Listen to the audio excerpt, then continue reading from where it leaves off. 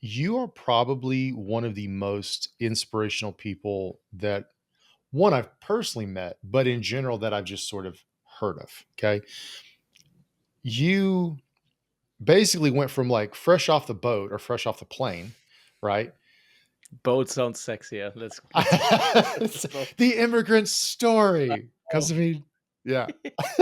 So for Love a like, dinghy. Yeah, you paddled your way all the way to Scotland this is exactly how it fr- happened.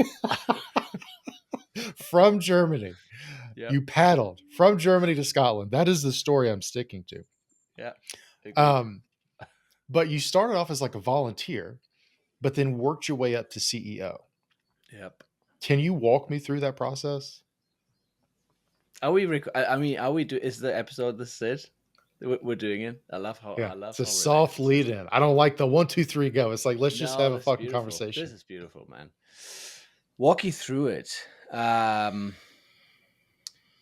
Well, it's a hard one to just go. It's a hard one to just go with that because of all the other stuff that happened along the way that isn't necessarily tied to that particular journey. But if we're trying to just forget about everything else, the journey there would have been coming for a year, which was still part of a civil service commitment that we had in Germany, where you either went to the military or you went and you did a social service thing. So you could have gone military for like 9 months, or you do something for society for 12 months. That was kind of the choice.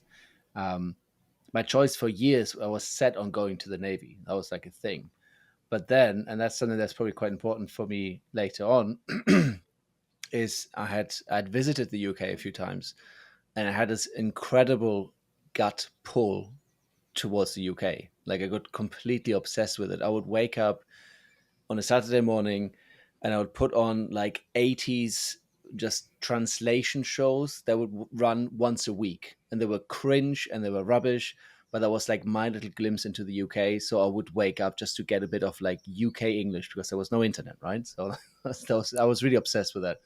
And I kind of really thought, okay, well, I really would like to study in the UK because I realized that was a possibility. I could get my A levels in Germany and then go to the UK and study. But I had this Navy thing in between. And then a friend of mine, she went to like a fair, and I joined her because she was thinking of doing some sort of exchange after school. And they said, well, there's a chance you could instead of just going and doing your service in Germany, we have a few spots where you can do your service to society abroad.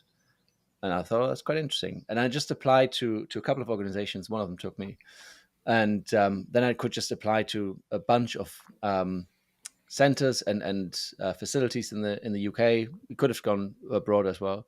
But I thought, well, if I want to study in the UK, well, might as well just see if that works, right? So you could spend in a year in the UK, figure out if you want to stay here, plus also experience the culture and potentially visit universities, so you know which one to go for.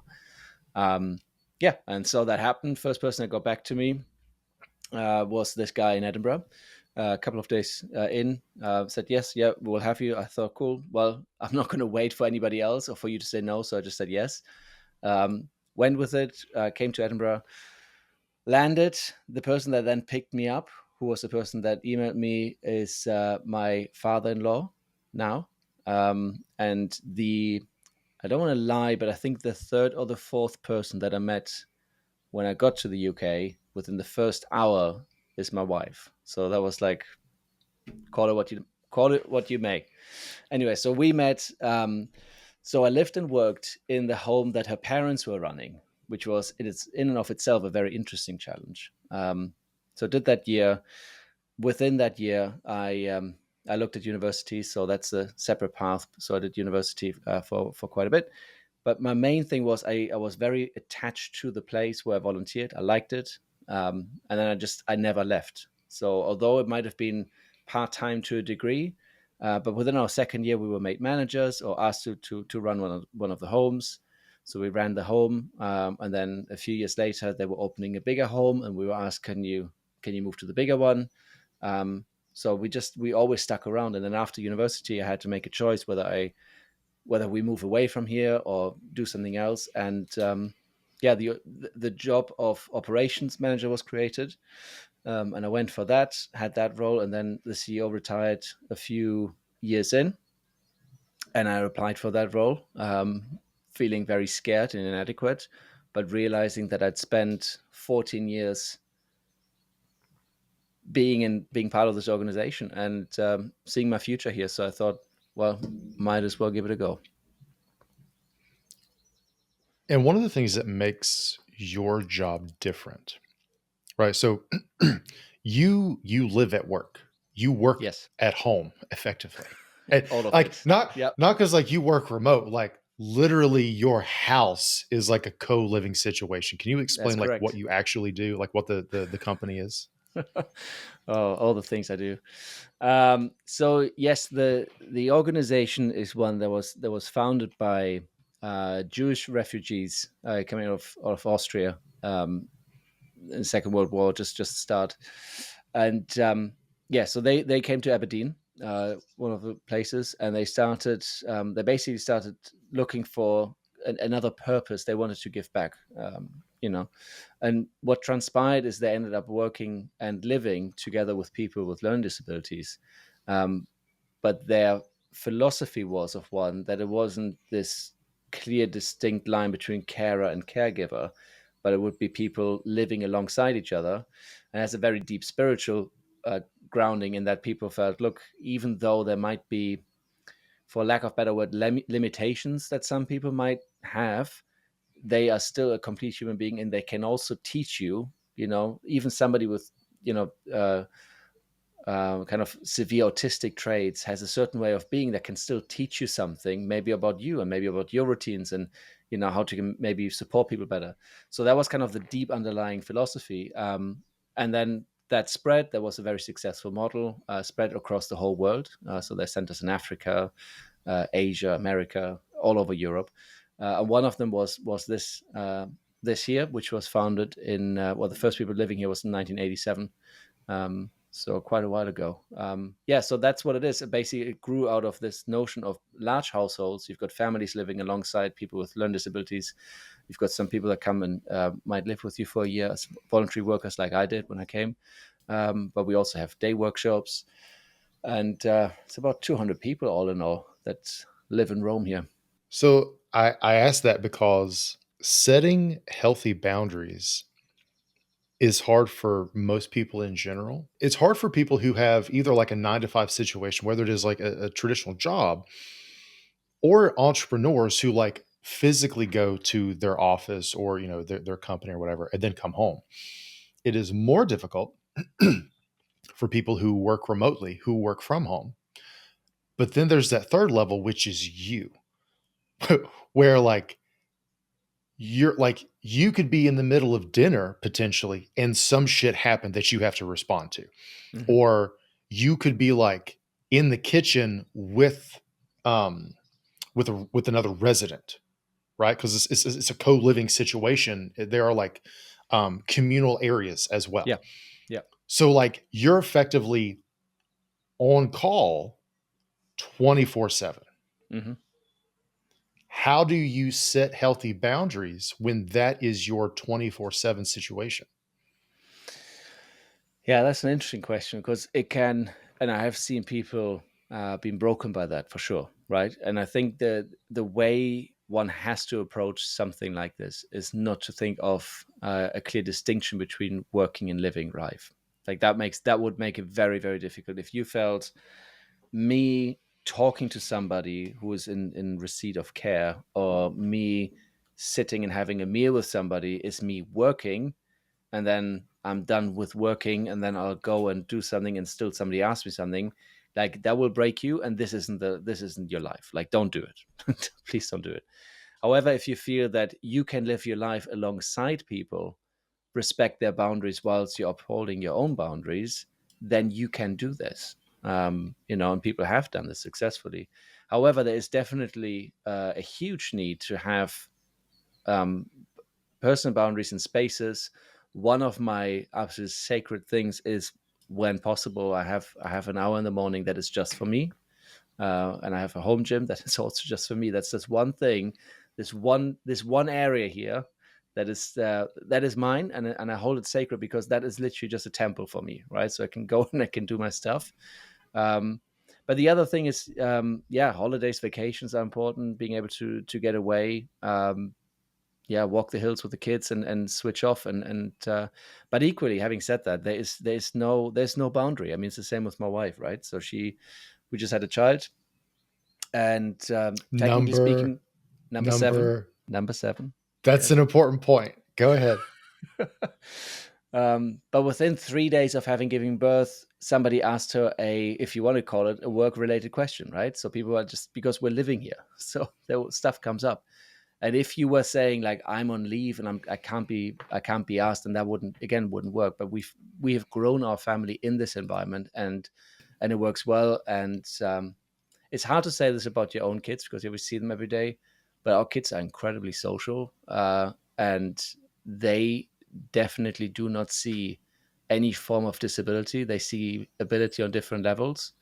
And for those, if you know a bit about learning disabilities, I mean, one of some are, I think, more clearly visible than others, right? So Down syndrome is one that probably most people are quite familiar with, and they would know, that there's a certain look sometimes attached to that.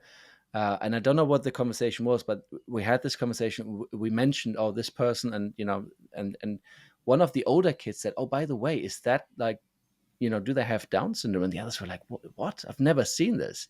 And only once they were told that did they actually say like, oh yeah, you're right. But they for years and years had lived with this person and never seen it because they just knew him as him.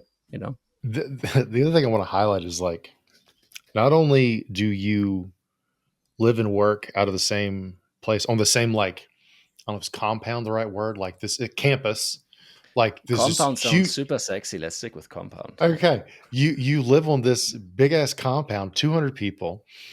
You're never really off work. Yes, you have the home gym or the little home, shed for It's a shed. workouts. Yes. I've seen the reels and shit, right? And then you have your little morning like riding routine. But even when you go on quote unquote vacation, your vacation is 9 fucking people. That is true. Like, that's the thing I want. This is why you're such an inspiration. Because, like, okay, so quick sort of just, what was it like, game tape or whatever the fuck, right? So you're CEO, you've written books, you have grown your social media followings across channels into 6 figures, right? Um, you have your own coaching practice, you have 7 kids, a happy marriage. Let's highlight that, right? You're a phenomenal father and husband, and just and leader. You're also fit as balls. Like, most people think you can, like, it's a buffet and you have a small plate. You can only put so many things on it. So it's like you can choose your career and your family, but not your health. Or you can choose your health and career, but not your family, right? And it's this false dichotomy that people think of, like, I can't have all of these things. I have to sacrifice some things I want for other things I want.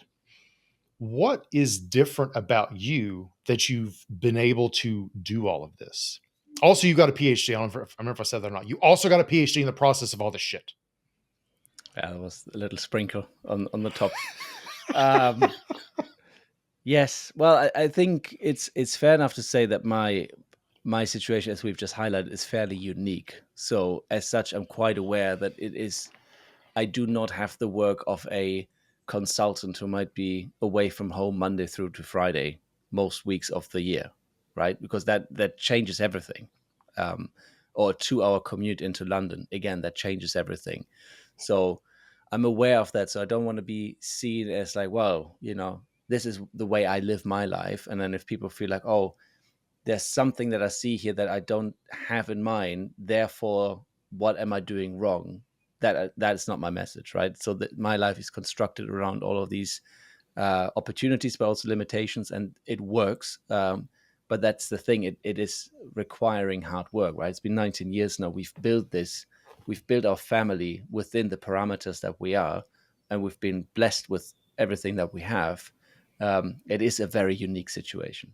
But the other thing I would say to that is it's a matter of choice, right? And it's a matter of priorities. That's the thing. I mean, it depends on, how much do you value your screen time? How much do you value drinking it in the evenings? How much do you value being on top of the latest Netflix shows? I don't, that is a thing though, because people will tell you, I don't have time. I can't do this and that and the other. And I see it with friends too. And then we hang out, and then they're like, oh well, and I need some time, downtime, me time. I had a friend visit the other day who I really really like. So him and his partner came, and they were like, oh, it's just two of them, right? Nobody's pregnant, nothing's happening. They're just two of them. uh and then they were like, oh yeah, we're just going for our nap.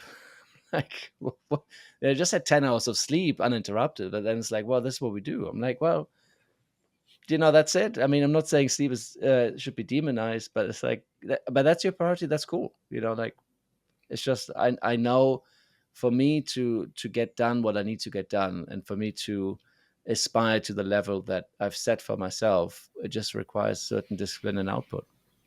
You're an online personality, quote unquote. And historically, you were closer into like the productivity leadership, like that sort of intersection, right? And obviously, social media is a game with hooks and formats and all this other shit that I thoroughly suck at. But one of the things that really differentiates you and did differentiate you when you were heavier into that side was you actually live the shit you're talking about. Most productivity advice and leadership advice and things are coming from like 20-year-olds, single 20-year-old dudes.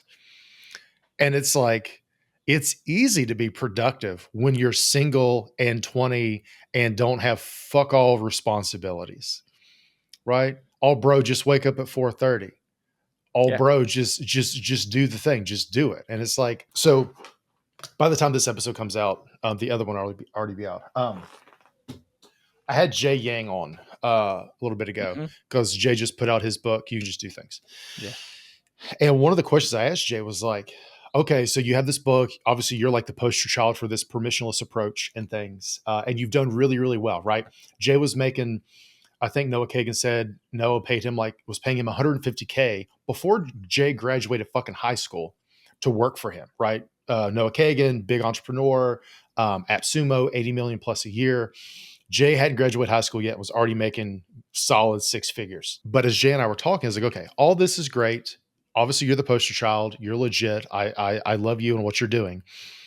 But what about the middle-aged person, guy or girl, with a family, with a mortgage, mid-career, or they're looking for a pivot or something else? What is your advice to them? How should they read this? Right. And to Jay's credit, like he took a minute to pause and like really think about it. Hmm. Because I think a lot of, and this is one of the reasons I had Jay on, is because a lot of people his age oversimplify it, right? Because they're like, oh, my life is like this. It must be this easy for everybody else. Therefore, anybody who doesn't get results I have just don't want it enough, or they're not disciplined enough, or there's some fucking character flaw and shit, right? And I think that narrative causes a lot of guilt and shame and feelings of inadequacy for people who want a better life, but are following the wrong people who don't have lived experience.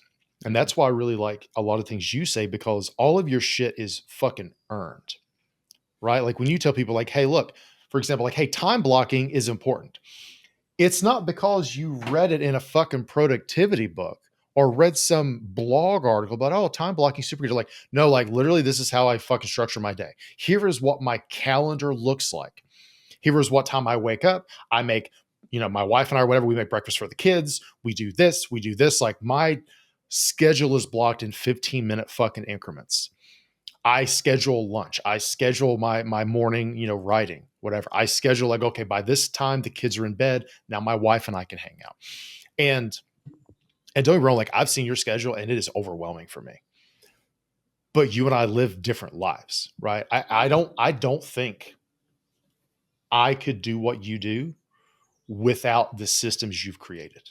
I think the reason you've created the systems you've created is because they have allowed you to get this far. Hmm. And obviously, this is like the 100th iteration of your schedule and time blocking, all this other shit.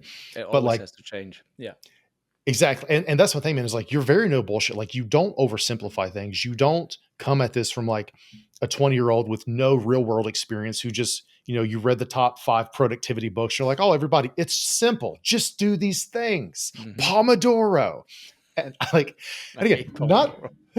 was like, not that Pomodoro is bad. It's just, it's oversimplified, I think, for a lot Yeah. of people. Yeah. Same thing with time blocking. Time blocking solid, but it is not the end all be all, because most people fuck up time blocking because they don't block buffer time.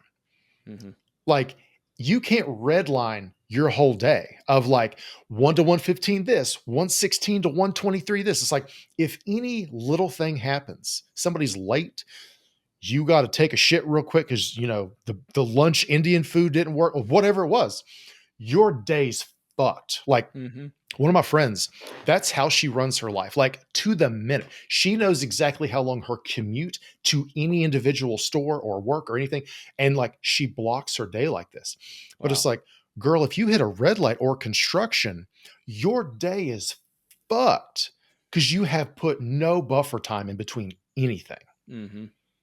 And that's what happens. And then she spirals. It's the whole thing. But the thing that most people fuck up with productivity and productivity advice and productivity as an industry is they see productivity as the end in and of itself.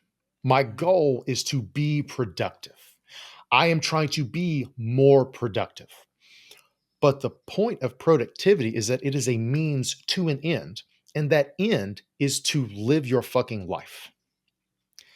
How have you approached, or what have you learned when it comes to productivity over the years to the point that you're at now? Mm. That's a good question, man. I I would say that I would have certainly fallen guilty of that notion that you just said in terms of reading stuff and then just following it in my early 20s for sure, right? So one of the most impactful books would have probably been my mid 20s by that point. It might have been sooner, I can't remember. Would have been Getting Things Done, right? That was like a gateway drug to the degree to say like, okay, so this is actually how you structure stuff. And funnily enough, it's been what, 15 years, and I still follow some of those structures just because they work. I've changed them, and I think the interesting thing is probably the most important thing actually in that whole journey has been when I've dropped things off, and some of those things could be dropped off, and some actually made a huge negative difference to my life because I didn't follow those rules, guidelines, or systems anymore. Hence, I have resurfaced whatever was the thing that, like the linchpins, the things that really hold the system together. But then it changes, right? I mean, I've had quite distinct different phases in my life where certain things work quite well. So when we had um, one, two kids, there was a bachelor master phase. I was manager, but it was nothing too complex. So stuff like being always on email and quickly responding, and being in the company anyway quite well known for somebody who just always has an inbox zero and just gets stuff out of the door really, really quickly. I would just, at the end of the day, always have inbox zero. That was my phase at that point. And then it became a phase where moved into the kind of master's PhD, but also higher management phase where it required a bit more thought. So that stuff had to be batched a bit more. So yes, be productive, but rightly, as you say, to live your life, but also understand the value of deep work. So that kind of came in that kind of middle section. Whereas now I'm very much deliberate on creating friction in that short response realm. So if people want to talk to me quite quickly or want to email me or just think, can you be available now? I'll put friction in place to make sure that they can't. Obviously, if somebody needs to call me because it's an emergency, yes, for sure. But I've stopped reacting, and I actually protect my time way more. And one of those is actually it's a mantra that a mentor of mine put towards me last year, and he said, because I kind of said, well, I pride myself on being a hard worker, and he said that's great, and it has gotten you to this place. However, you are now a CEO. It's a medium sized company. You're doing other things, but the main point we're talking here is you're CEO of a medium sized company. A lot of people and their livelihoods are dependent on you, and I need your team to be hardworking, but you need to be the hard thinker. So the most important thing I can do is actually block out time with nothing in the diary and think about stuff, right? Just really do that. So my example for this week was quite heavily scheduled. I had two different board meetings, one full day yesterday, another charity board meeting on Monday. I had a meeting away. I had a meeting in town with the lawyers, and had another joint management group meeting. So it was quite heavy in meetings and some other stuff. One of the most important things I did this week was on a Tuesday morning. Took our baby into the hills for an hour and a half, and had a walk. Didn't listen to anything, and just thought about how do I need to show up for the different meetings, and what are my thoughts and my intentions, and how do I come across assertive enough that I get across what I need to get across. Like my previous self would have thought that's a waste of time, but that's actually that was the most impactful thing I did all week. And I need to be okay with knowing that, like, now my productivity has shifted from quickly email batching to actually high leverage work. And that is me being productive. I'll have a day next week where I can catch up with emails. I haven't done emails all week. Didn't have time. Hey, real quick. If you want even more psychological insights to transform your business, your life, and yourself, check out the Creator Alchemy newsletter. New issues go out regularly, and it's completely free to join. Go to creatoralchemy.com now, and as a thank you for subscribing, you'll unlock the Psychology of Success Masterclass, which is designed to help you build the foundations you need to succeed in life and business. It's based on strategies and insights I've developed over the years that have already helped countless creators all over the world do just that. So I'd love to send it to you too. Just go to creatoralchemy.com to get the newsletter and unlock the first lesson. All right, now back to the show. I really like that because I'm a big fan of trying to cultivate stillness, because your best breakthroughs don't typically happen when you are in a reactive mindset, right? It's almost like the Kevin Kelly thing of like a maker versus manager schedule of like the manager like blocks off, 30 minutes, hour meeting, whatever, versus the maker is like, here's a 4-hour block of nothing that gives me time to just mentally unravel and wander and kind of let and see what percolates to the surface. And I really, really like that because, you hear things, whether it's like, Benjamin Franklin loved to take walks all the time, or Bill Gates would do his think weeks. He would just take a week in the fucking cabins and like Walden it up basically. And you see this time and time again with the majority that I know of like the greatest thinkers and innovators and most creative people. They are very intentional with creating a space to think without distractions, without things, interrupting them. Whether that is a daily walk, a daily journaling habit, or, think weeks where you go out in a cabin in the woods or some shit. You obviously have the luxury of, being able to walk on like the Scottish Highlands and shit. Like, I don't know if where you're at is technically considered the Highlands or not, but to my American No, ass, but all of it's it is very just hilly. fucking wonderful. Okay, Yeah. hilly. Yeah. Okay, the Scottish hilly lands, like,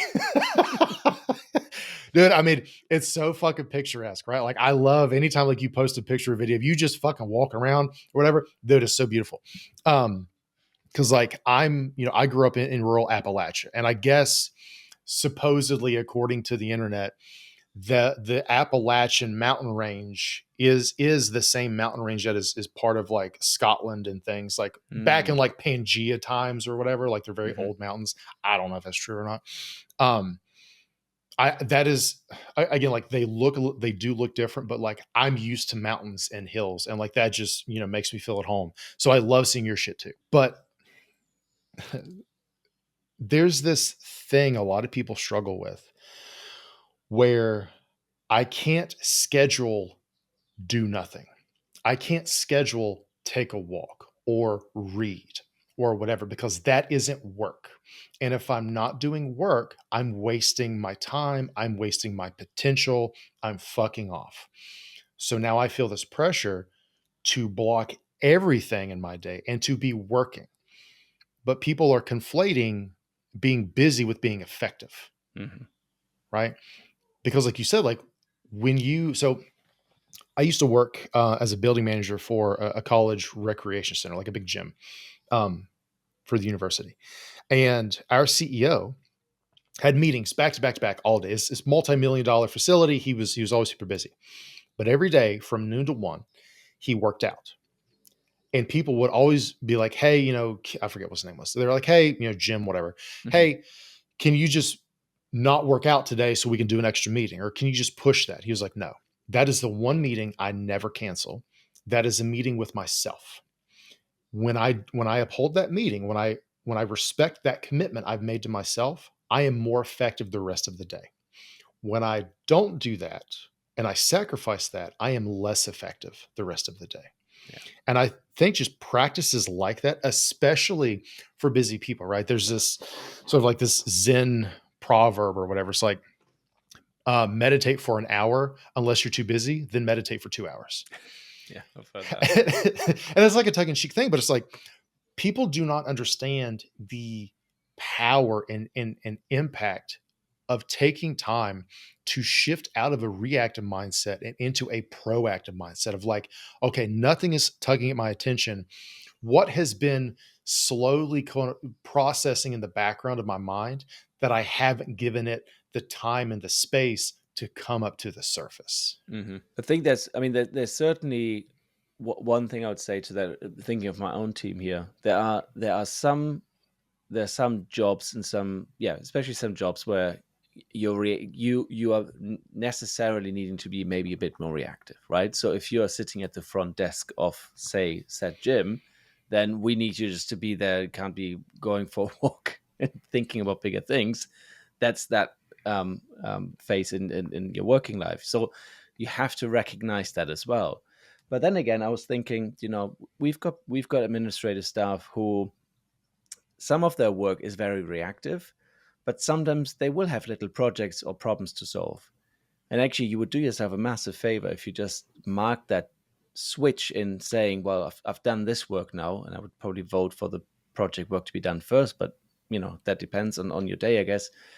But go out for 5 to 10 minutes and just do that reset. Don't think, because then you can come in and really focus on this project work. Because I think one of the most toxic traits people have is to think the more I'm in front of the computer and the quicker I do stuff and the more whatever, the better this will be, and your output will actually be so much more inferior. So one of the things I've built in before every big meeting we have now, where possible, I'll either walk to the meeting, or if not, take a 5 to 10 minute walk just beforehand to just think through, this is how this meeting, these are the important things I need to get out of this meeting.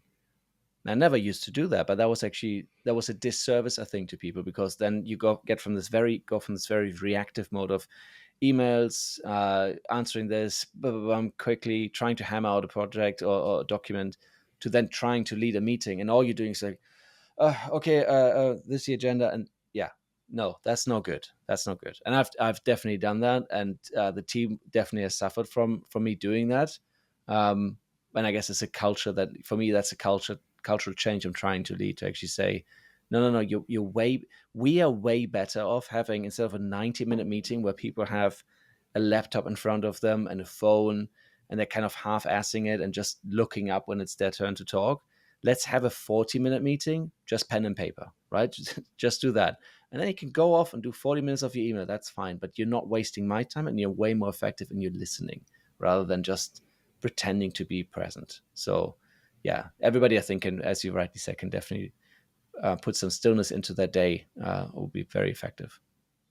Well, especially if you are a leader, and by leader, I don't just mean like a CEO of a company. It's also like if you work for yourself, you are a leader, even if the only person you're leading is yourself and your solo company, Yeah. or obviously if you have a team. Like as a leader, as a person who is trying to effect change at any scale, this is a really important lesson, right? Of like, what do you like? How can you cultivate an environment that facilitates the thing you're trying to achieve? Never is it stay overwhelmed and go from thing to thing to thing without any breathing room. That's never the solution unless your goal is to burn your thing to the ground. That is very true.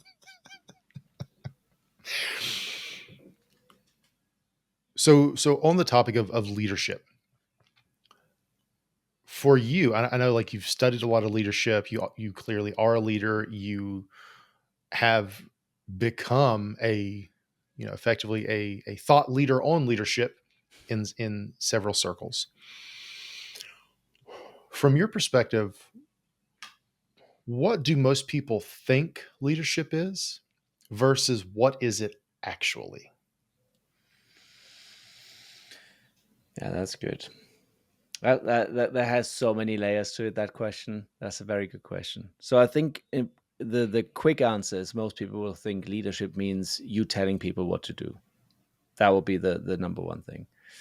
Um, if you take it a level deeper, and I can maybe I can relate it to my journey, maybe if that's okay, because I think that's been the most the deepest question that I struggled with for the longest time. And it's probably an eternal struggle in this realm. So I'm not saying I've got the answer, but I'm just maybe sharing where I got to, which is starting somewhere as a volunteer. You clearly feel you don't know anything. You're working quite hard. Loved it, but I don't know where things are happening. You know, the man says do this, and then you just do it. That's how you start, I guess. And then you start doing things and you understand it, and then obviously you slowly start building up and you've got some knowledge. And I think what happens a lot of times when you have a bit of knowledge, you then think you know best, therefore you want to maybe tell people, maybe you should be doing it this way or whatever. But actually I find that a lot of people don't think once you've gained some knowledge in the organization that they still don't listen to you because you don't have a title, when actually good leaders listen to exactly that, because the people on the front line know exactly what's going on, right? So that's a really important thing, I think, for leaders to be aware of. So what I actually think, what leadership or good leadership, the the dichotomy and the difficulty I felt was, I know how people feel on the ground. I have gone through those ranks. I've worked my way up, and people do a good job, and they all have a sense of what this place is and what they do. Therefore, having somebody on the top telling them what to do is very counter to some corporations and to some organizations, including ours. It would be a very counter thing to think this guy at the top knows everything. He knows better than everybody else, which is, I guess, think again something that people get wrong. They think the leader is like the top person. So the leader knows more than the finance manager. They know more than the marketing manager. They know more than the people manager. They are just the best of everything. Totally wrong, right? That person is somebody who should be deeply embedded in what the organization is doing to the ground level, but have enough oversight and understanding to guard and protect and guide the whole organization, because they have all this rapport with people, both on the ground as well as having a good team that can enact the strategy that people have willingly signed up for. And if you have a board, obviously the board will also have a role to play. But so the leader or leadership as such is this dichotomy between knowing that there is a direction that the organization will have to be moved into to a degree, but to do it with the knowledge of what is actually living there today, to make people understand that whatever you're going to trying to achieve is either completely the right move because of what's happening or because of external influences. And you just need to make sure that people get that. But that's that thing. So once you kind of, I think when you're working your way up, all you're thinking about is always going up. Once you're at the top, it is very much about knowing what's going on the ground and holding the whole. And that's an interesting dichotomy. But because you're not moving up anymore, that's why you need to create space to understand what are the effects of my decisions now. What makes a terrible leader? Um, so the biggest thing is ego, by far. If you think you know best, and you're a gift to the organization because you exist, therefore we shall worship you. That's probably the worst. Let's say somebody has enough self awareness to realize they're being an asshole like that. What recommendations would you give them to course correct? Well, if they have, I mean, I think probably the step before would be to speak to people that know you, and the people that you directly effect. So the people that you're line managing, I guess, for them to give you some rapport of how you're seen. But if we're going all the way to this worst type of leader, it's most likely that you are in this position. People will not want to open up to you, so it might be time to go. If you wouldn't want to, it would be just admitting that you think you've gone wrong somewhere, and that misunderstanding. You were, you could admit that hopefully you were trying to do your best for the organization. You have gone wrong somewhere, and it's become clear to you, and you would like to work with the team on course correct. If it's not too far gone, they will do it. If it's been a few years, probably not. So I've had various experiences with leadership and being a leader or being a boss or being the president of an organization and things. And I definitely came into it, like a lot of young guys come into it of like, oh, I'm the fucking boss now. Like I have all this power. You're going to listen to me. Like I'm going to crack the whip because that's how you get shit done. I'm the captain now kind of shit. Mm-hmm. And I remember, like, for example, like in undergrad, I joined a fraternity, and one year I was a president, and then we came up for re-elections, and I lost so fucking hard. But so many people came up to me like, hey man, we got more done this year than we've ever gotten done. You were amazing to help us get shit done, but you were such an asshole. I can't take another year of you. And like, again, I'm like fucking 19, 20 or some shit. I'm like, you're insane. Like, this makes no fucking sense. We got so much done, but I'm an asshole. So you got butt hurt and you don't want to elect me again. And like, it took me a minute to like develop the humility of like, okay, I was too focused on metrics and not the humans that I was responsible for leading, that I wanted to achieve this at all costs. But like, if this had been an actual like company, my attrition rate, or my turnover like would have been really high because people would have just fucking left, right? And it took me a while, and it also took me having multiple shitty bosses to realize, oh, I was like that. Oh, I don't want to be like that because I know what it feels like to be on the receiving end of somebody who's basically just a tyrant, right? Or like I remember when I was on internship, and my internship was absolutely hellacious for a multitude of reasons. There were a couple really good people, but in general, it was absolutely hellacious. The closest I've come to clinical depression in my adult life was on my internship here. It was horrific. But I remember I had this one supervisor, and he could tell that I was like, not really feeling it. Not for my own shit, but because just the systems in place were really not serving the goal of what the internship was supposed to be. There's a lot of false advertising. He was like, okay, let's have a candid conversation. I legitimately want to know how you're feeling right now to see how I can help. I was like, okay, cool. You've created this environment of psychological safety. I feel like I can open up to you and be honest. And I was, not disrespectfully, just honest. Like, hey man, here's how I'm feeling. And at the end, he was like, okay, well, if you feel like that, we don't want you here. He was like, we don't want people here who feel the way you do. So you can either not feel that way and stay, or we can ask you to leave. And like the thing with internships for psychologists is like, you either finish your internship or you are like blackballed from getting another one. So it was like, my only option is to just suck it up. And I never trusted that motherfucker again, because it was like, I felt like you were setting me up. You were trying to collect ammo. You were tricking me into being honest and vulnerable. Right. And I think that it's really, really easy, unless you are intentional about the authority that you are given as a leader in any capacity. It's really easy to either think you got to crack the whip or think you got to like get people. And sadly, I see that much more commonly in a lot of industries that I've personally experienced. Or I see it on the complete opposite side, where somebody allows all of their insecurities to come up and they like over communicate to the point that like you don't have any authority because all you do is communicate how insecure you are about being a leader.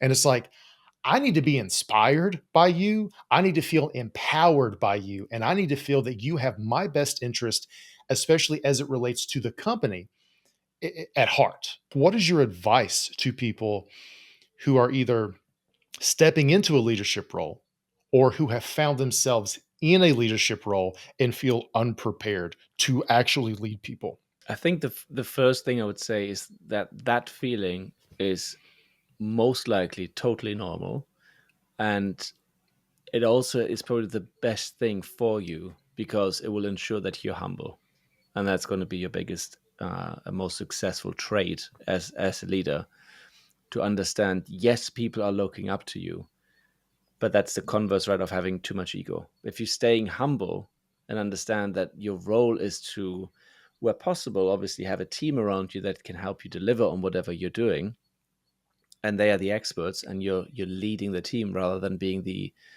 over expert, then that's gonna be good for you. But stepping into it, I think, yeah, it would be probably just trying to acknowledge to people, saying like, I feel blessed and grateful that I have this opportunity.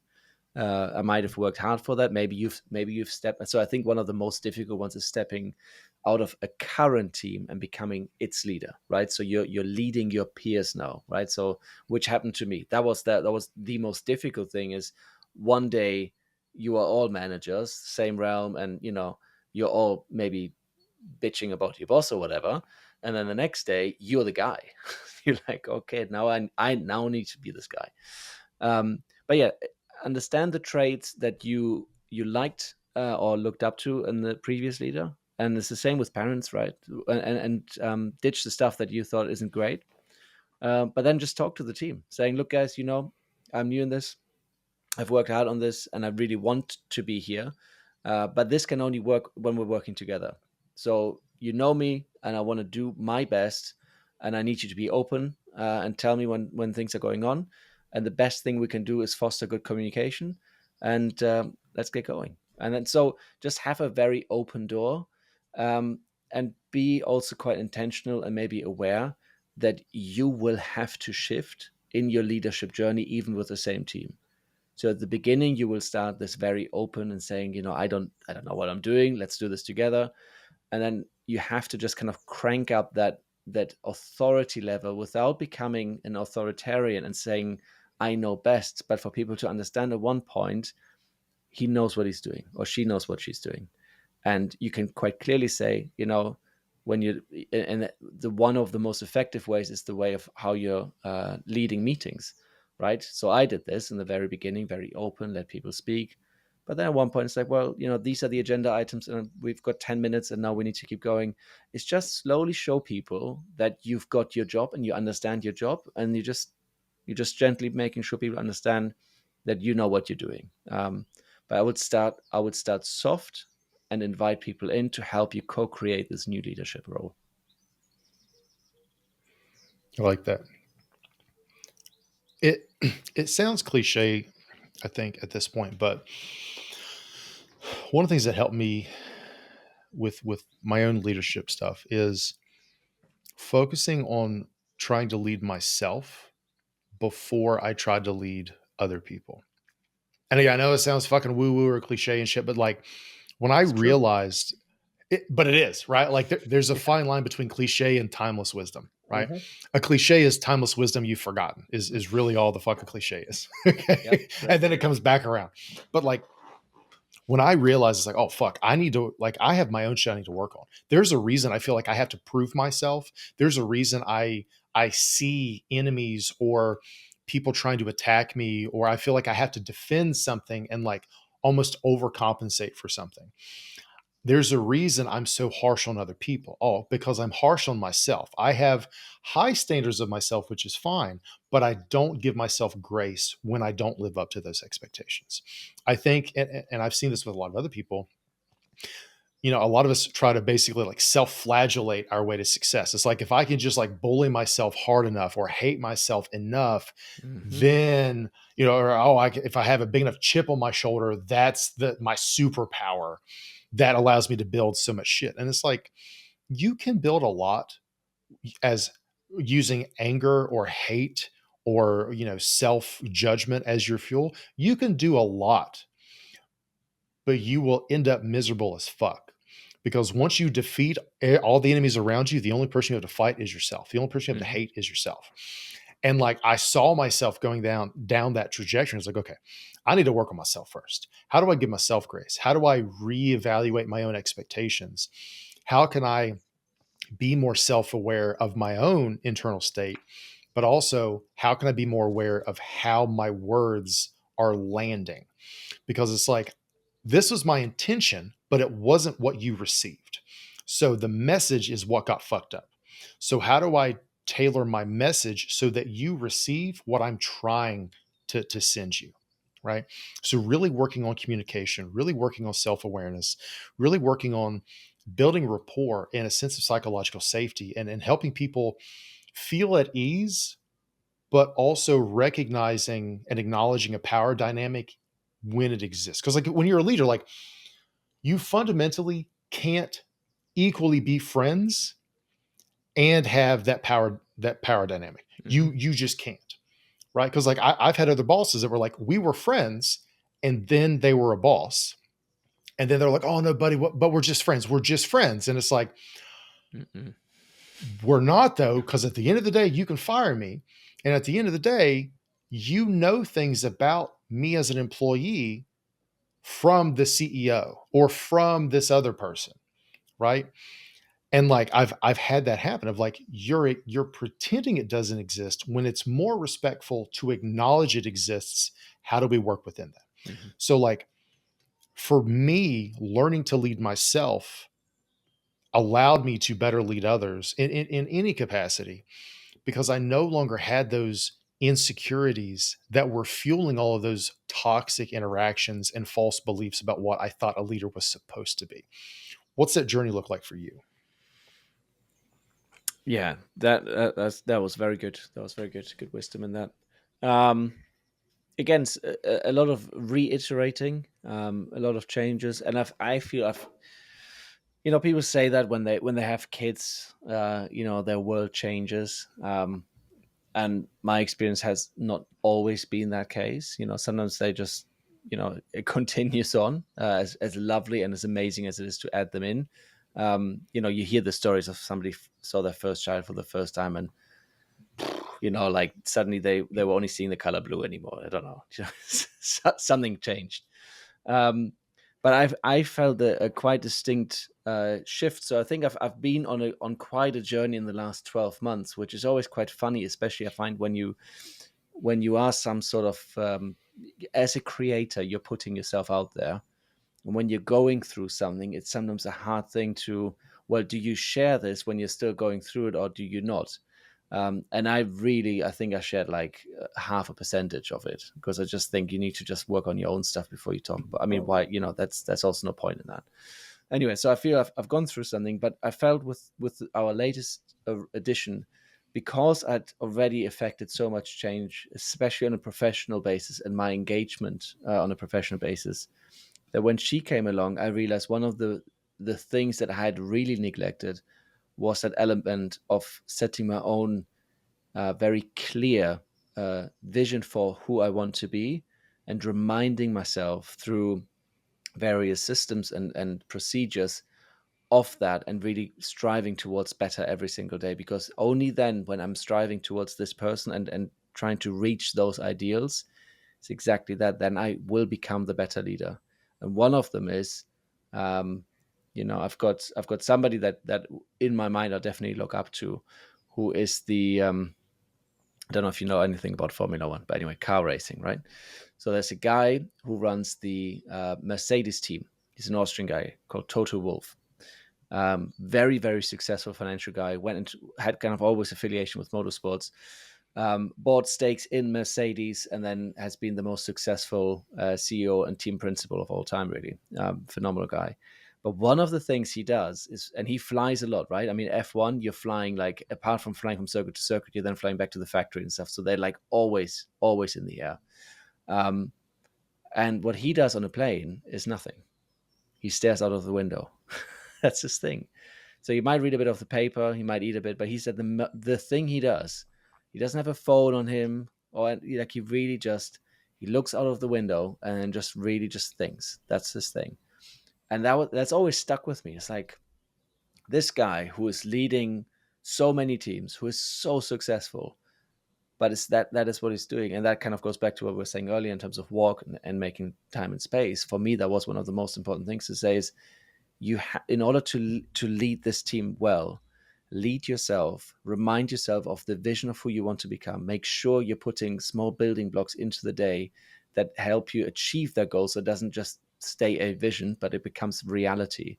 And part of that is to make sure that you have protected time and space where you just think and you just be, and you're really, really cool with not being busy. So they kind of go hand in hand for me. But yeah, I've really heavily and deeply worked on who I want to become over the last 6-7 weeks. It's been quite an intense period. Sometimes when you go through sprints, this has felt like a sprint recently. Thinking about you today and how far you've come versus you in like a decade, as a leader, as a man, as whatever identity you want to put to it, what is the gap? What does that look like? Like, where do you have still to go that you want to be at in 10 years? Like, what are the traits you feel like you're lacking, or you just need to improve? The insights, the mindsets, the experiences. Walk me through that gap and how you're going to get there. Oh, that's good. That's very good. On a broad level, I think it's just being more strategic in all areas of my life, right? I think when you're in your 20s, life goes by quite slowly. We've got one of our oldest now. He's going to be 15, right? I mean, I left home at 19. That's like 4 years away, and then I never moved back home. So that's quite quickly. So one of the things in terms of in 10 years time, I think going even further than that, the most important thing for me is that if I lie on my deathbed, or maybe before then, my children, one of them, ends up famous on a podcast, right? You're gonna be bigger than Joe Rogan in 10 years, and then they're only gonna be on your podcast. And you ask them about me, they will mirror how I see myself with them, and it doesn't deviate, which is a present and loving father and husband. If they can say that, then that's like that. I'm good with that. And that goes back to your question, because that means being present today.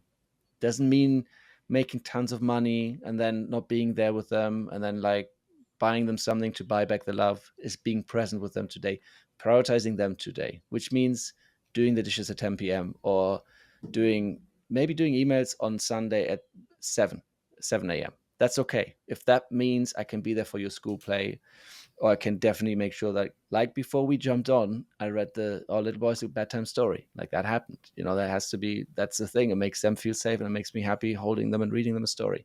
So that's an aspect of that is presence today. The other thing about strategic thinking is to make sure that I always evolve in my CEO role. And if I look back to who I was 5 years ago, as a very, very different person. And I would try objectively judge that I'm way better now at that role. So I hope that can continue, because that means that the people that I serve as a CEO, because that's one of the things I strongly feel, it's not leading, you're actually the primary server of the organization, that I positively impact them. And the other thing I think of in terms of building blocks, something that's missing.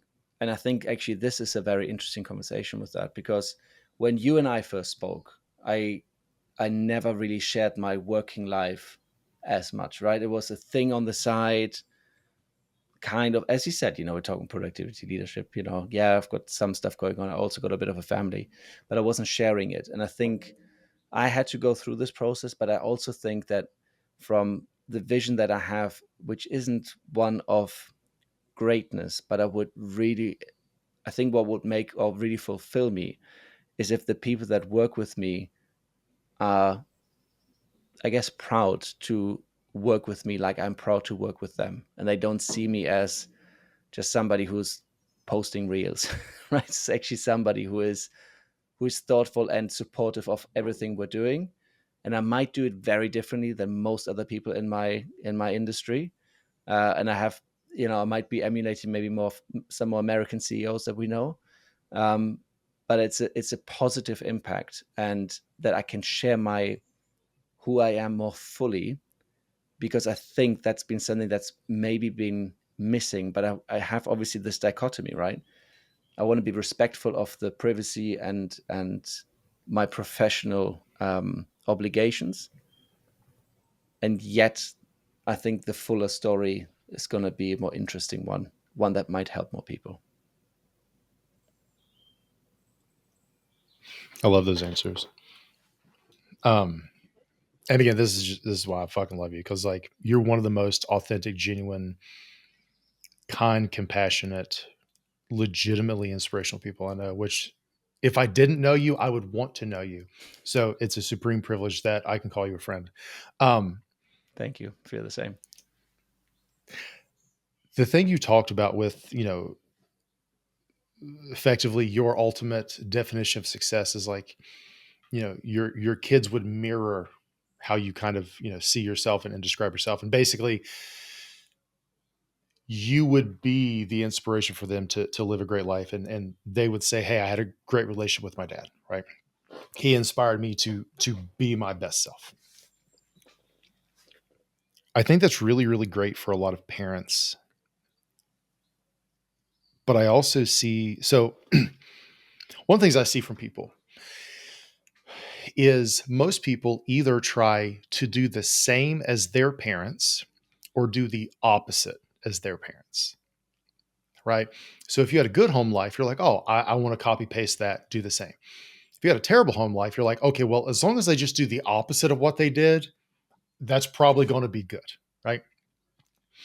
But there's sort of this in between of like either way. So if you grew up with a shitty childhood, however you define it, as you when you're younger, there's a lot of blame. Both you blame your parents, you blame yourself sometimes for like going through it or not changing things. But then when you get older, there's a moment where you realize, oh, my parents are just flawed people. Mm. They're not perfect, but they're also not 100% terrible. But and that can kind of be freeing for you, so that you can maybe start to like not necessarily make amends like some people you should for your own benefit cut out, but you can start to move on.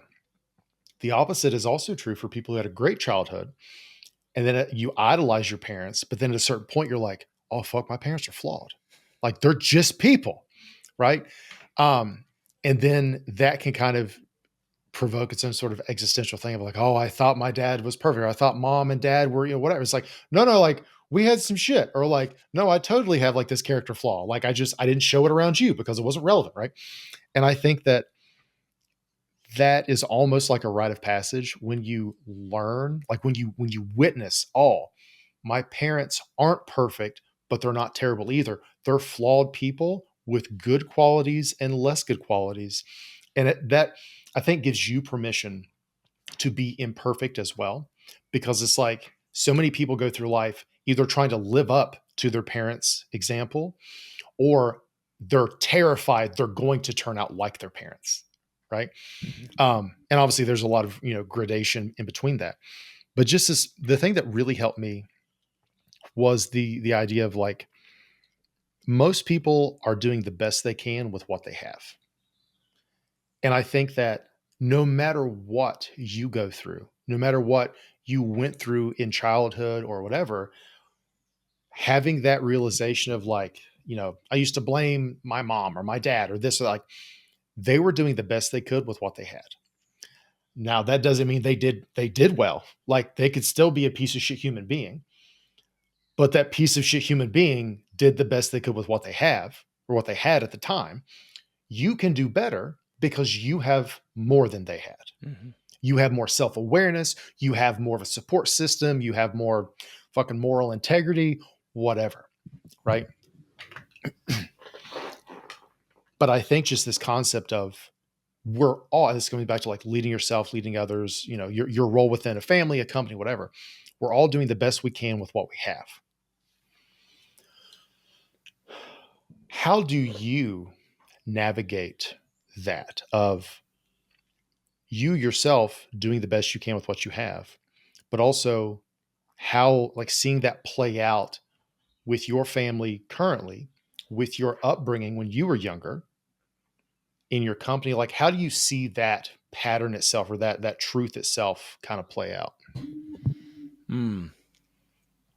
So I think in terms of childhood, I had a good childhood. I definitely had. Wouldn't say that there was anything that traumatized me, especially from my parents. They were providing, giving, loving. Um, yeah, they made time for me. We did stuff.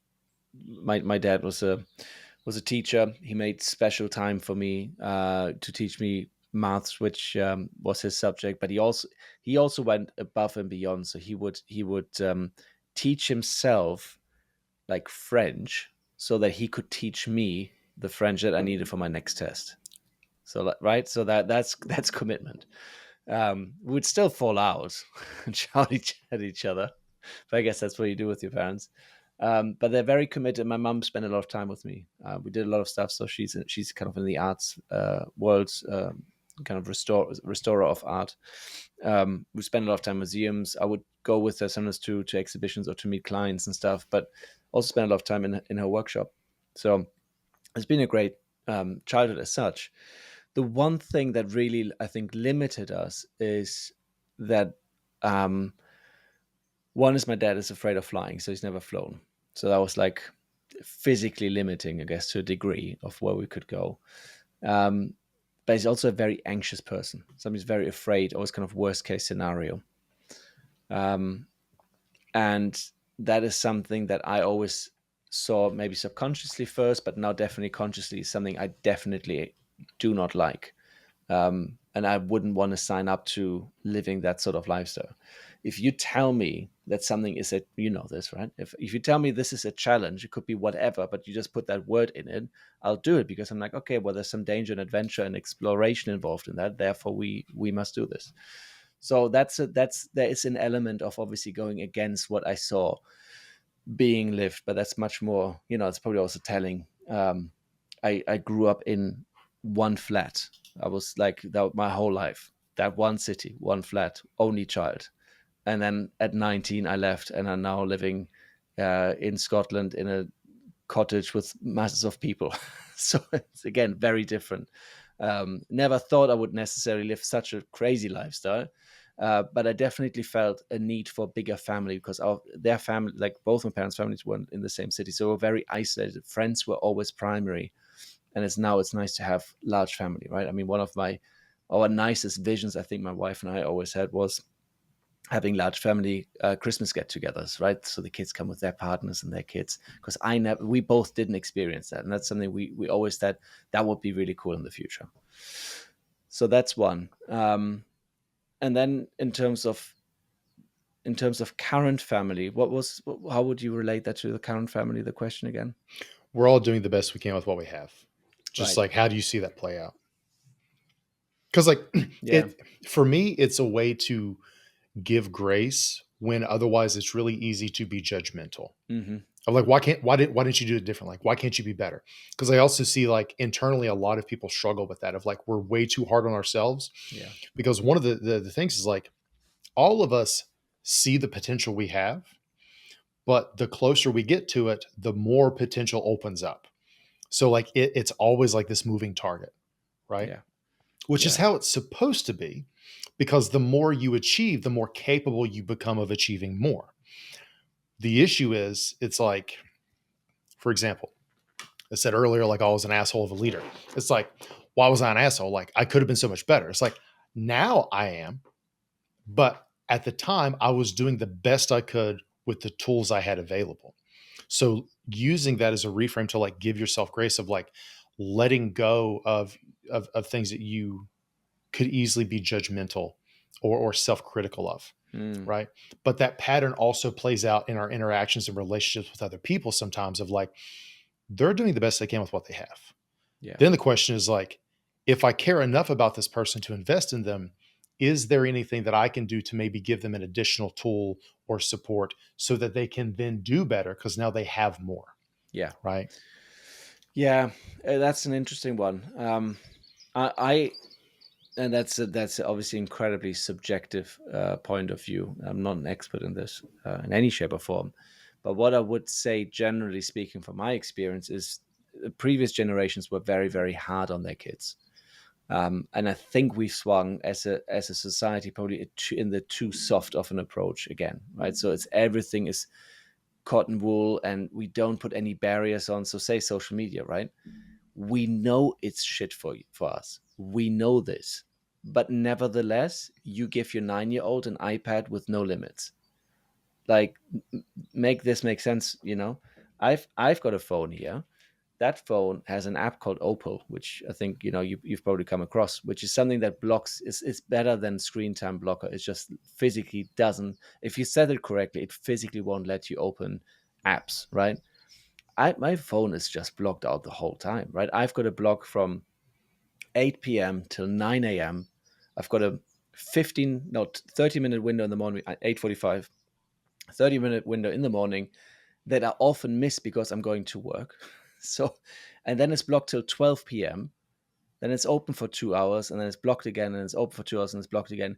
But if I ever spend more than 50 minutes on any of those apps combined together, it's again blocked for 15 minutes.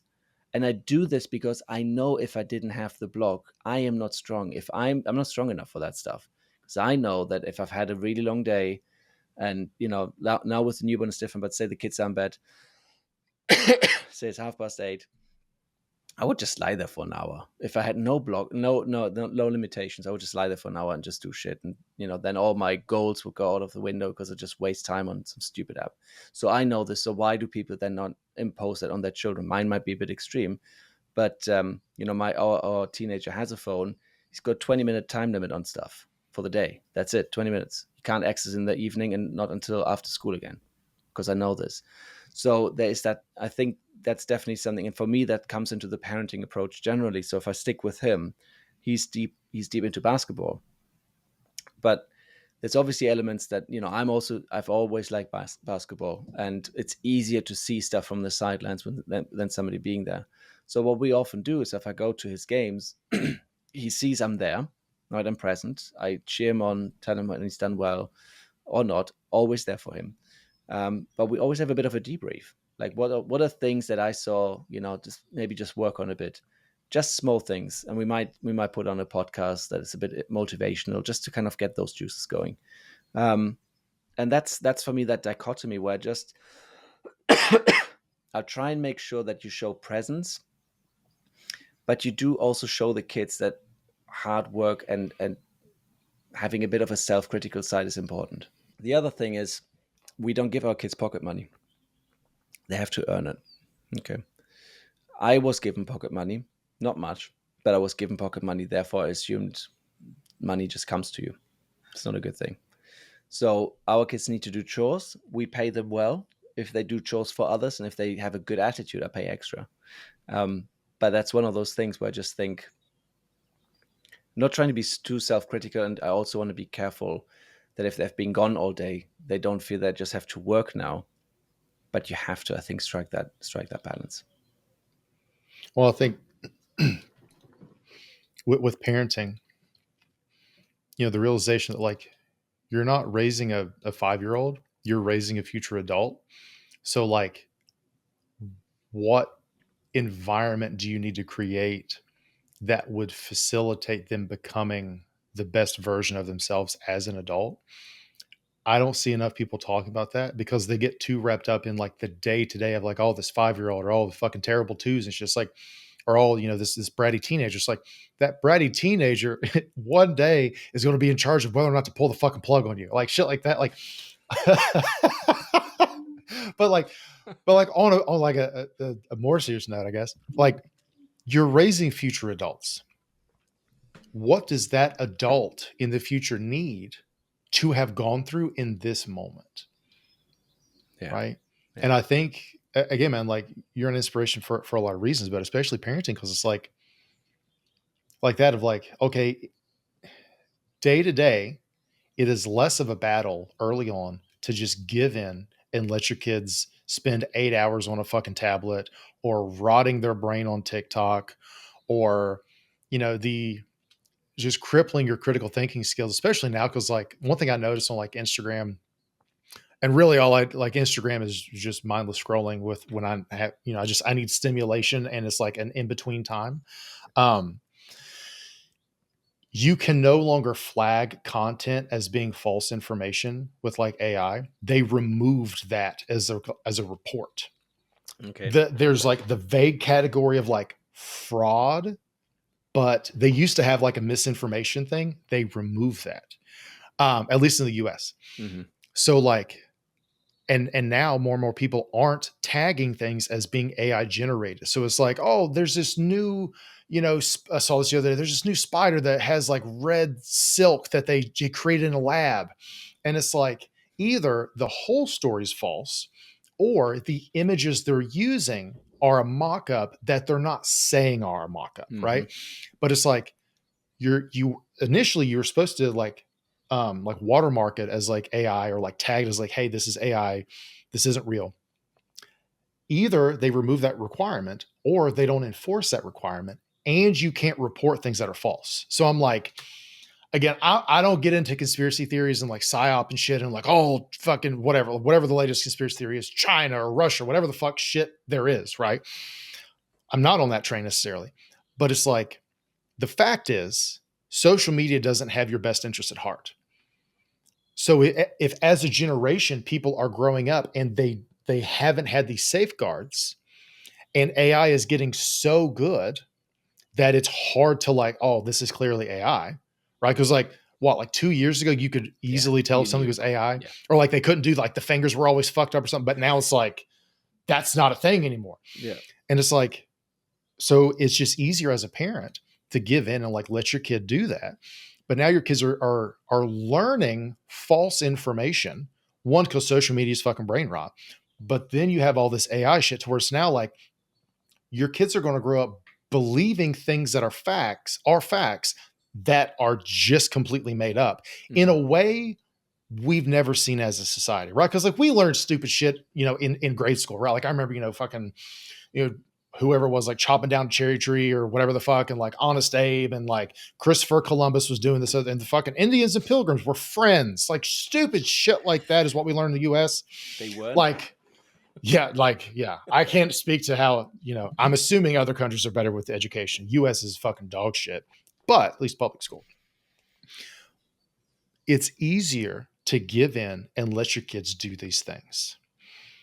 But the future adult your kid has the potential to become, they won't get there Mm. if you allow them to just, without any guardrails, do all of that.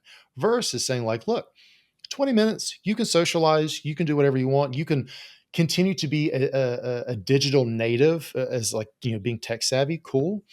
But you're going to cultivate a craft. You're going to develop your craftsmanship in basketball or in nature, or learning about, ecology or journaling or whatever it is, right? Not only are you going to develop a craft, because social media isn't a fucking craft, doing this, it doesn't do fuck all, but you're also going to be actually living and experiencing life and living with presence and intention.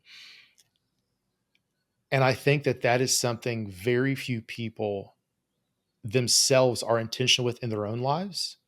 And we're seeing that more and more inherited by younger generations. Right. Because it's like, the stereotype of like the parents are like, they're at dinner at the family dinner table, and like everybody's on their phones. Like mom's on the phone, dad's on the phone, all the kids on the phone. It's like you're not present at all. Yeah. How do you all navigate that with 7 kids, 2 adults, plus work shit, plus all your creator shit? We have, I mean, never even would have started with having phones at the table. That's not a thing. Like phones are not at the table. They're just not. Like I don't have my phone at the table. My wife would never do that. So that's not a thing. So I think that makes it, but that in itself makes it probably quite easy because so our teenager has one and his sister's going to also get one soon. 13 was kind of where we thought, okay, well, it also gives them a chance to take pictures, podcasts, all of that. It's good stuff too. However, since we don't have phones at the table, they won't. I would never allow that. Like, that doesn't happen. But equally, we're not complete nomads living in some sort of wooden hut somewhere. So, but we'll have family movie nights together, and we'll watch stuff together. And that's fine. But that we cultivate that, because it's a very short time span. As I said, we know, teenagers at one point, you know, girlfriend, boyfriend, whatever, spend time with them. So then they're out of the house, right? And then you have very, very, very limited amount of time with them. Therefore, where we can, we will force everybody to enjoy movies together, if that's the thing. Now, but making memories like that is very important.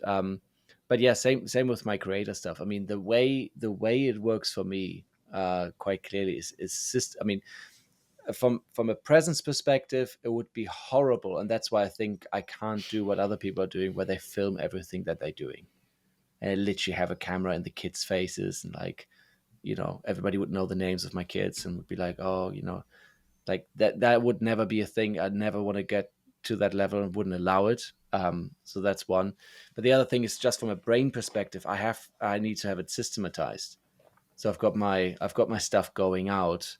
I've got some days planned out for the rest of the year already. It's just done. It's like, I don't need to think about it anymore.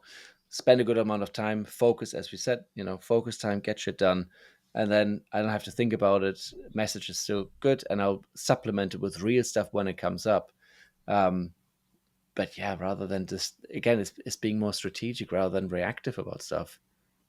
That's a major thing. But yeah. Yeah. So then, on the topic of your creator business, right? Walk me through the initial, the inciting incident or whatever to get you online, and then how has your quote unquote personal brand evolved over the last few years?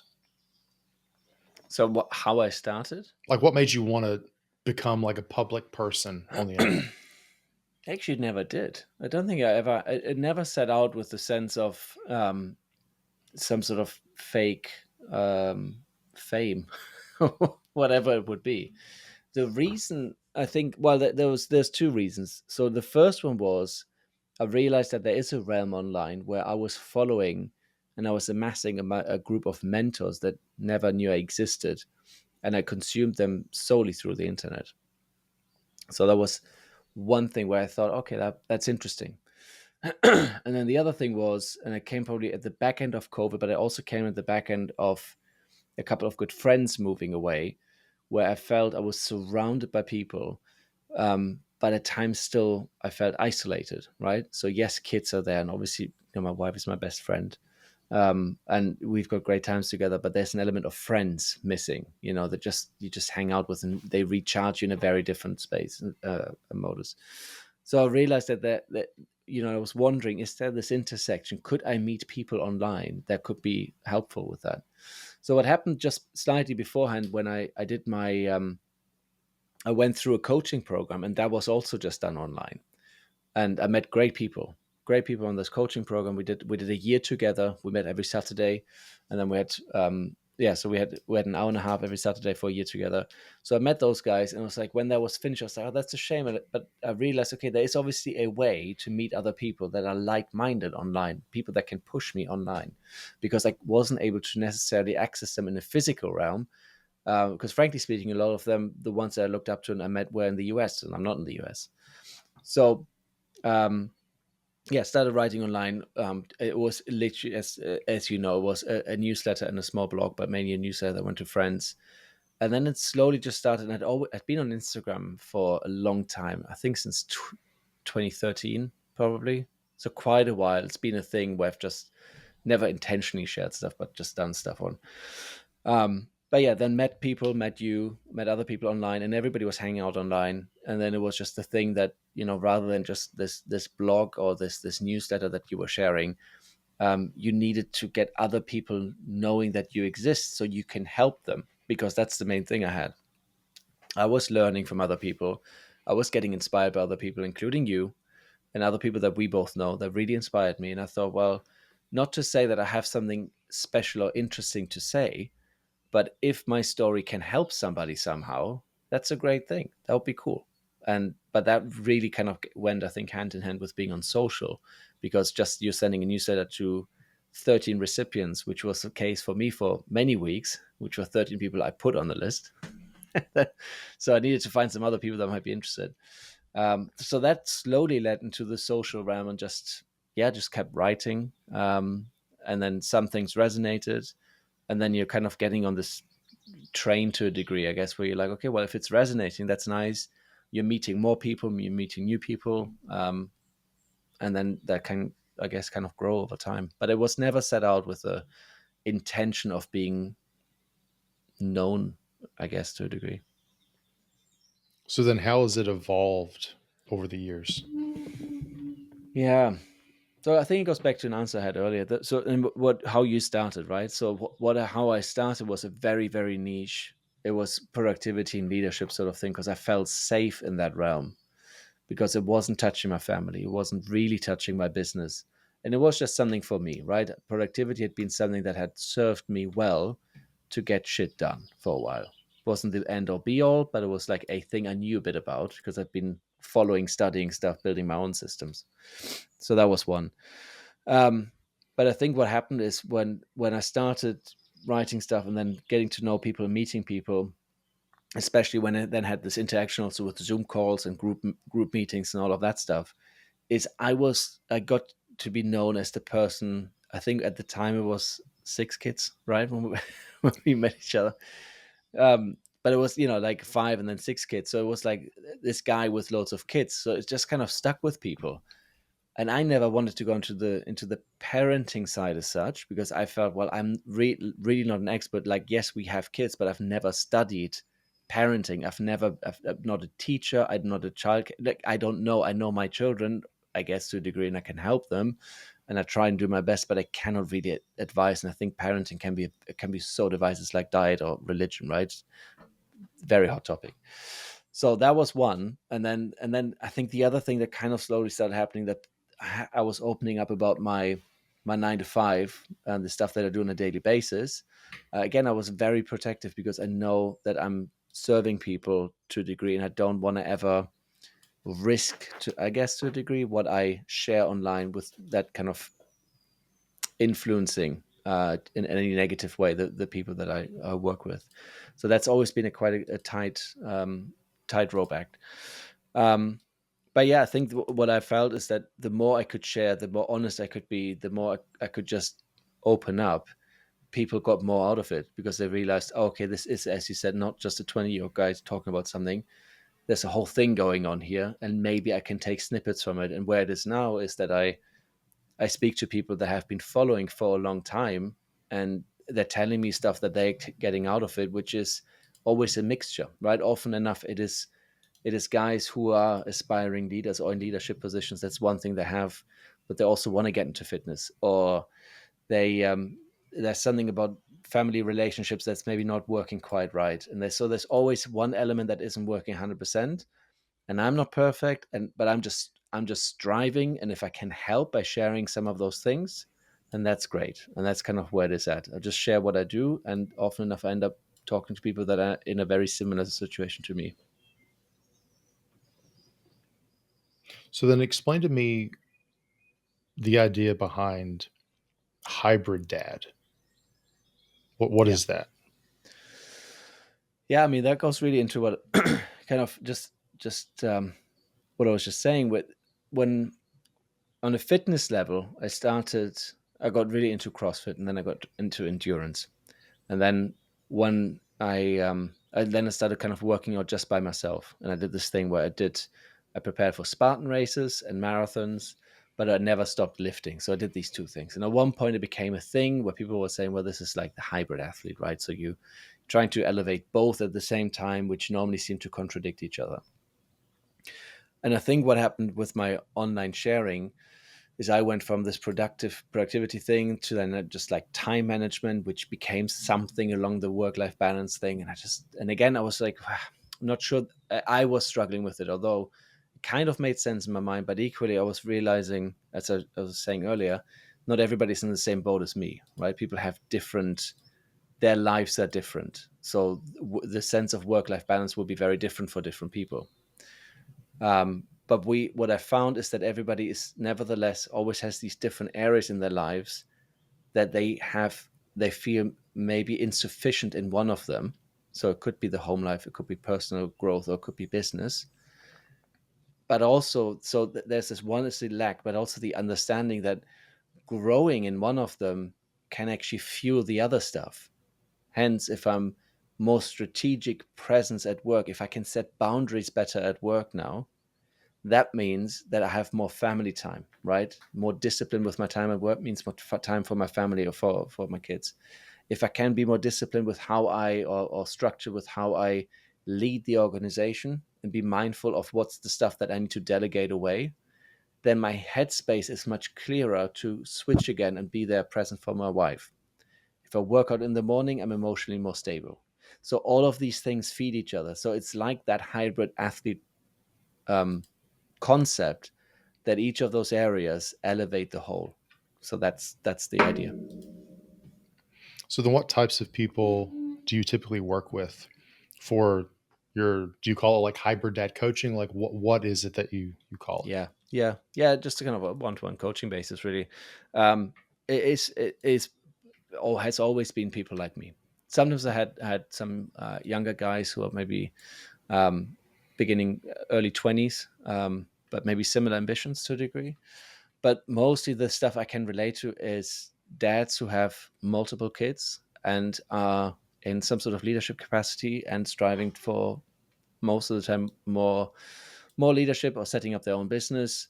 But it's that I think it's just this pre midlife crisis time, right before it's too late, and it's often time when your children are between say 3 and 13, because after 3 they have their personality really established, right? So you've got this, and then oftentimes after 13 they're kind of somewhere else.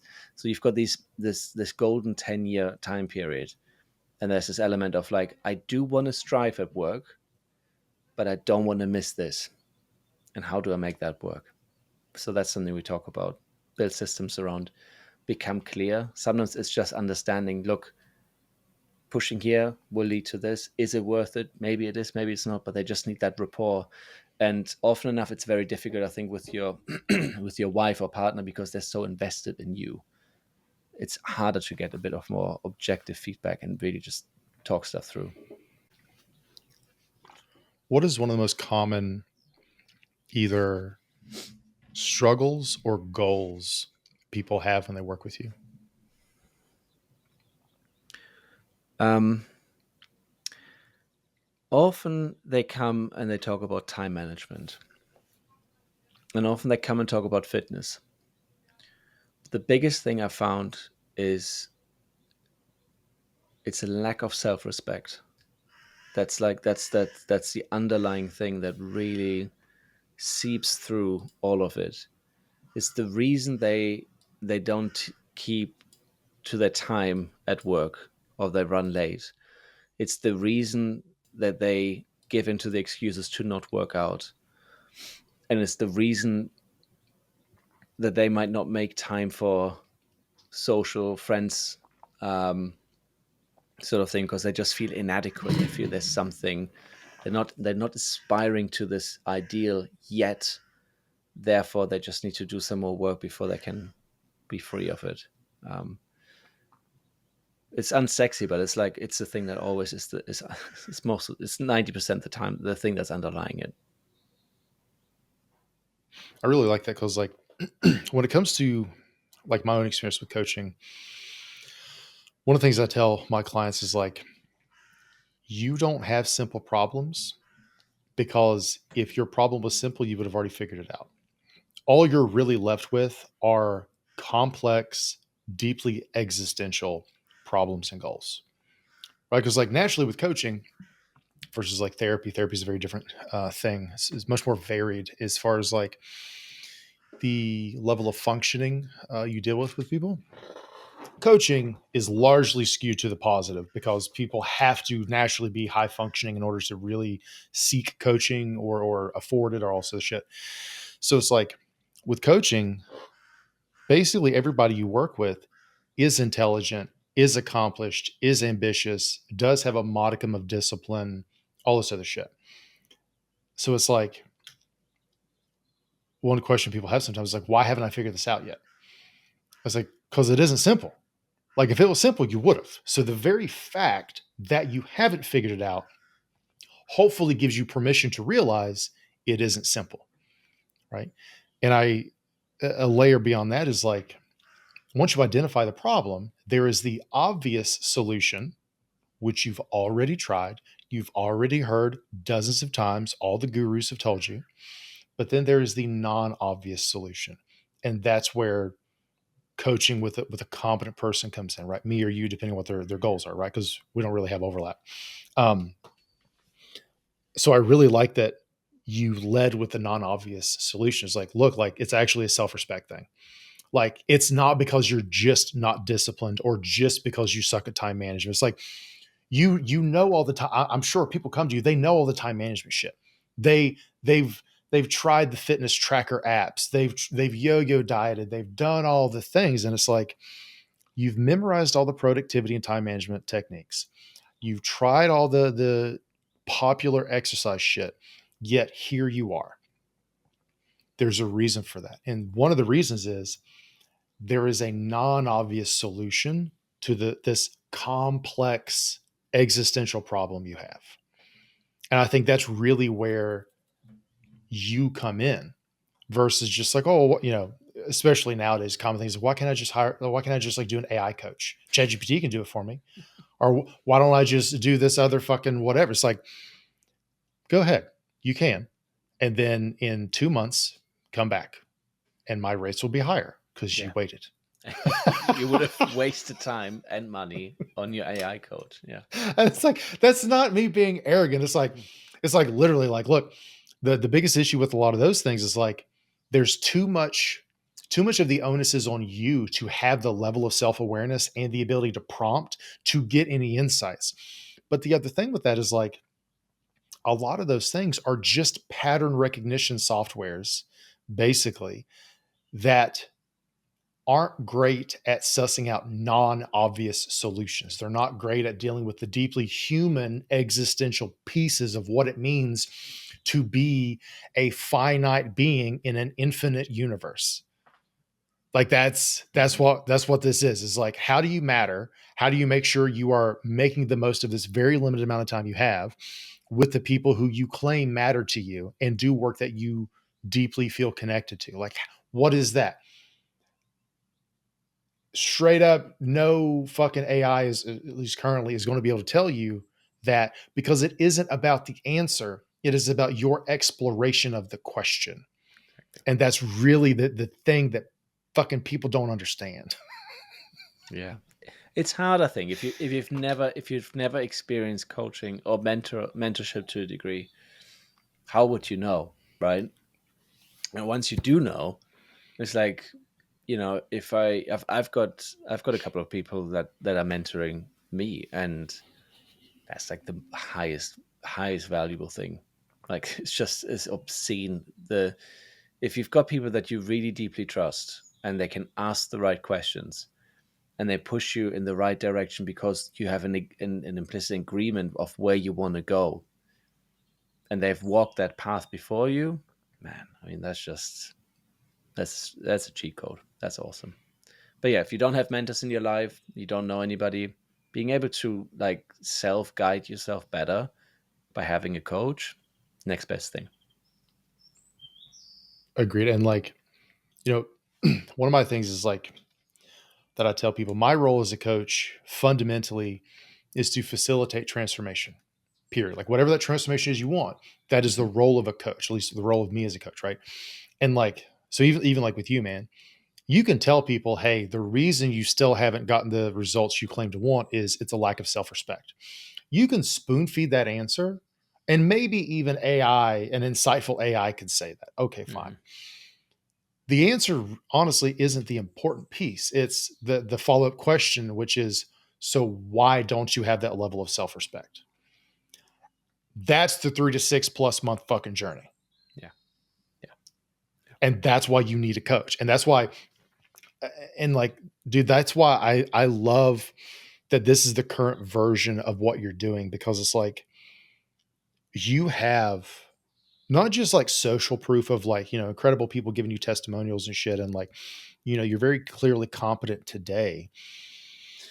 And that's obvious talking to you for even 15 seconds. But it's like you've spent decades living, like both like just legitimately living and accumulating this expertise and these insights, in addition to, your own self-study with leadership and, doing the PhD and like leading the company and shit. Like, you uniquely understand what it means to be a hybrid dad of like, either you have a career, like a 9 to 5 type career, or you have your own business, but you also have a family and you're also trying to take care of yourself. I mean, you're trying to hit every level of like Maslow's fucking hierarchy and shit.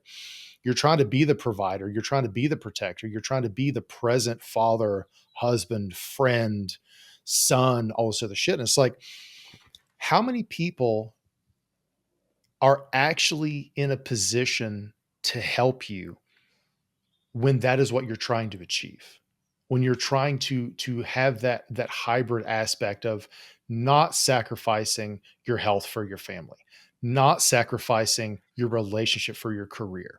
How do you actually do all these things? Dude, I can count on one finger the number of people I know who do it well, and that's you. Like, not even one hand, one fucking finger. It's Toby. That's it. Everybody else, they might check off half or maybe most of those boxes, but you are the only motherfucker I know who can check them all off. That's very And kind. I know plenty of people who aspire to be hybrid dads, using your term, and every single one of them struggles because So there's do a I. sacrifice. I need to put that in there. So do I. And I'm not saying Yeah. you don't struggle. I'm Yeah. saying but you check off the fucking boxes. Yeah. That's the thing. Like, you never claim to be a guru. You never claim to have all the answers. Like, you have the humility, but also the confidence and competence to actually be the person to help people with this. And that's why, like, I love that this is where you're at with, aside from all the CEO and all the other shit you do, the fact that you offer this to people and you explore these topics in your newsletter, in your content on social media, and obviously like with your coaching program and things. I love that this is what you're doing, because I can't think of anybody else who was a better fit for this specific intersection for a community of people who deeply need this. It is a very unmet need, which is why I fucking love that you're doing it. That's incredibly kind. Thank you very much. I want to ask one more question, and then we can get to where people can find you and shit. What is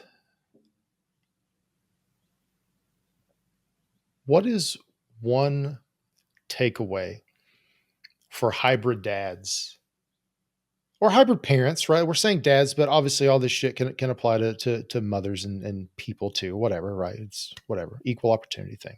But for hybrid dads who are specifically wanting to better lead themselves in order to lead everyone else in their lives, what is one key piece of wisdom, of insight, of anything that you would love people to leave this episode kind of thinking about? As in, like a practical tip, the one thing to do. Doesn't have to be a practical tip. It can be an insight you share. It can be a fucking quote. It can be a story, Hmm. anything for people wanting to lead themselves in order to lead others in their life. Yeah, I think that it. I'm thinking of it in a way. If I could only rely on one thing, right? So if there's only if you took everything else away and you're like, okay, this is the only tool you're allowed to just use, and then you just do is find uninterrupted, protected time to listen to your thoughts and craft the vision of who you want to become. Like that is the most important thing. Because if you understand, if you can, rather than have negative self-talk go on all day, every day, make space to sit with those thoughts, non-interrupted, write them down, analyze it, and then come up with a plan and a future vision that is crushing that limited self, and you can do that daily. That's the best thing, because you'll get into a better position, you'll be happier, will be more fulfilled, you'll hopefully, that's a hope, become more grateful, because you realize that you already have a lot of good stuff in your life, and that's a flywheel. Once that starts going, you will build a better life. Love it. Where can people find you? Well, my website, hybrid-dad.com. I'm on a few social media platforms. The one I would say, if you're interested in what I do, most closely will be Instagram. So that's Tobi_Emonts. Yeah, because I like Instagram because it has stories, right? So you're not just putting up posts, but you also can get some snippets of walks in the hilly hilllands of Scotland. And I'll put links to everything in the show notes as well. Awesome. Dude, this was so fucking good. I am walking away a better leader um, than I started this conversation with, which is great. I'm grateful for that. Well, Um, you're an exceptional host. I knew it would be good, but it's phenomenal questions. It's deep insights, and you're not just rattling through a list of stuff. You know, you're teasing out things, but I think you're also giving your unique insights, which allows the other person to listen and come up with better answers, and learn along the way. So, I mean, I knew it would be like this. So I'm glad we did it. Also, one more thing before you go. If you enjoyed this episode, there are two things you can do to share the wealth. One, send this episode to someone who needs to hear this message and tell them why it was so impactful for you. Two, take like literally 3 seconds to either like or leave a hopefully 5-star review, but be honest, because there's a lot of fluff and bullshit out there, and people are looking for content that's actually valuable. So a little social proof from people like you giving the show a good review goes a long way. Thanks for listening/watching.